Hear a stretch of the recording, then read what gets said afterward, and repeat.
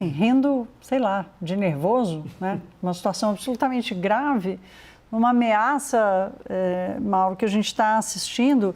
Acho que é melhor começar te ouvindo, assim, onde é que você está vendo o risco, qual é o tamanho do risco que vocês enxergam hoje, dessas opções ali entre conversa e ataque? Perfeito.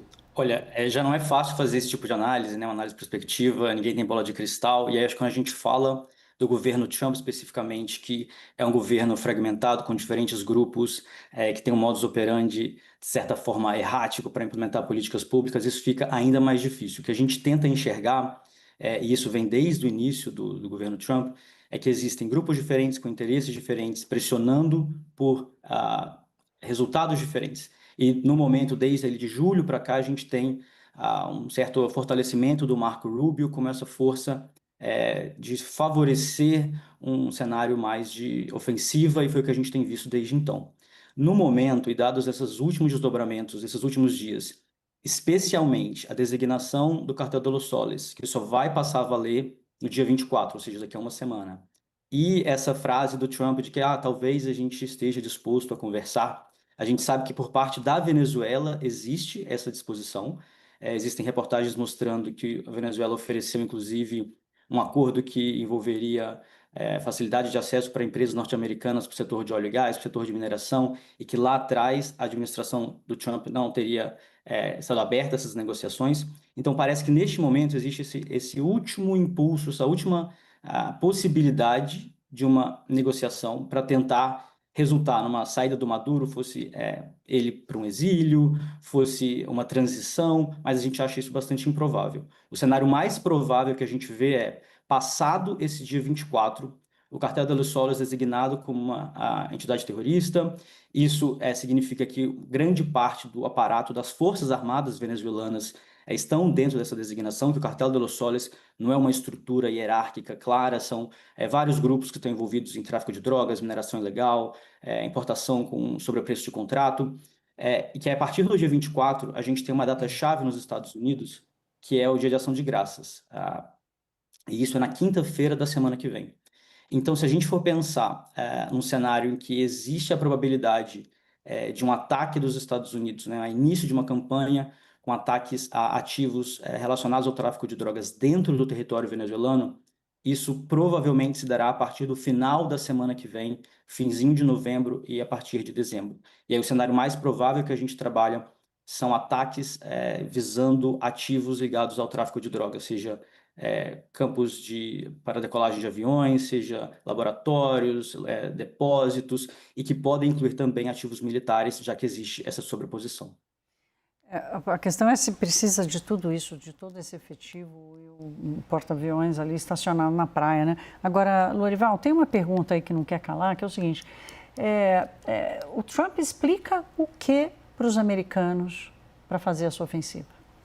Exato. Na sexta-feira, quando esses ataques pareciam já iminentes, saiu a pesquisa na Ipsos, né? Faltando 2 minutos para as 2 da tarde, hora do Brasil, a Reuters trouxe essa pesquisa. Eu sei disso porque a gente estava terminando o videocast fora da ordem, no qual eu havia dito que esses ataques eram iminentes. E ali, 29% dos americanos apenas aprovam os ataques às embarcações no Caribe e no Pacífico Oriental, e 51% são contra. Os restantes estão indecisos. E aí a gente vai vendo uma mudança, e a imprensa americana tracionando muito o tema dos ataques, possíveis ataques, dos planos já entregues ao presidente. E aí, no domingo, ele traz essa ideia de uma negociação. Como que eu vejo isso? Quer dizer, de um lado, o Trump sempre faz um hedge para si mesmo, né? Assim, e esse negociar pode ter 2 sentidos, assim. Ele pode ter 2 usos. Um é assim, não, eu tentei negociar, né? Eu quis negociar, ele que não quis ceder o poder e tal, então isso dá mais legitimidade e retira o estigma de uma intransigência do Trump e tal. Por outro lado, possibilita, de fato, uma negociação. Só que a dificuldade é o que o Maduro teria a oferecer, né, numa transição eventual, com aquela oposição extremamente aguerrida da Venezuela, né, assim, as chances de o Maduro acabar muito mal são muito grandes. Claro. Então, entre um bombardeio americano e, eventualmente, uma prisão, uma punição, acho que mais iminente, ou seja, pior é a punição, a prisão e bombardeio, a gente lida, né? Então, me parece que não há muito esse caminho para uma negociação. Acho que é apenas o Trump aumentando a sua margem de atuação frente ao eleitorado, à opinião pública americana. Ele está com outros problemas também, né? Claro. Lista Epstein, etc. Então, eu acho que, inclusive assisti o podcast da Rain com o Mário, foi dali que surgiu inclusive o convite, gostei muito da análise do Mário, a análise de cenário, em que ele dá 40% de risco para os bombardeios, esses ataques cirúrgicos, né, é o cenário base dele. Eu queria perguntar exatamente sobre o que vocês consideram uma taxa de sucesso do que seria essa operação cirúrgica dos Estados Unidos, né? Porque nós já trouxemos aqui a questão da posição do eleitor americano, que não consegue entender que Trump está se metendo lá na Venezuela. O que é sucesso e qual o risco de fiasco disso tudo para vocês, Mário? Sim, na linha do que o Lorival está dizendo também, e obrigado, Lorival, é um prazer estar aqui com vocês também conversando sobre isso. Eu acho que é importante ter em mente que os Estados Unidos e o governo Trump não querem ter a digital deles numa ação que leve à derrubada do governo.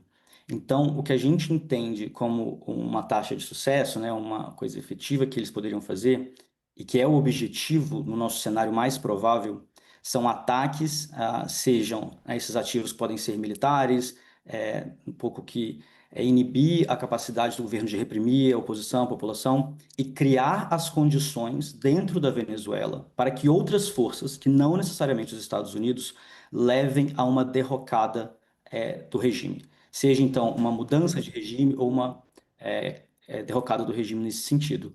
E aí, eu acho que o grande fator que vai ser decisivo os Estados Unidos estão dispostos a manter ataques por quanto tempo? Ou eles vão avançar de ativos, como a gente vê inicialmente, que estão ligados a tráfico de drogas, estão ligados potencialmente às forças armadas venezuelanas, mas em áreas mais isoladas, eles vão escalar isso para ataques a alvos políticos dentro de Caracas, por exemplo. E aí isso vai mostrar os tipos de alvos que eles escolherem a partir do início desses ataques, vai mostrar o apetite de risco da administração Trump e vai mostrar também o quão confortáveis eles estão em assumir esse risco e tentar efetivamente resultar na mudança de regime que, apesar da retórica e todas as medidas de mostrar que seria contra uma operação antidrogas e que a mudança de regime seria só uma consequência indireta, na verdade o que eles estão tentando é a mudança do regime.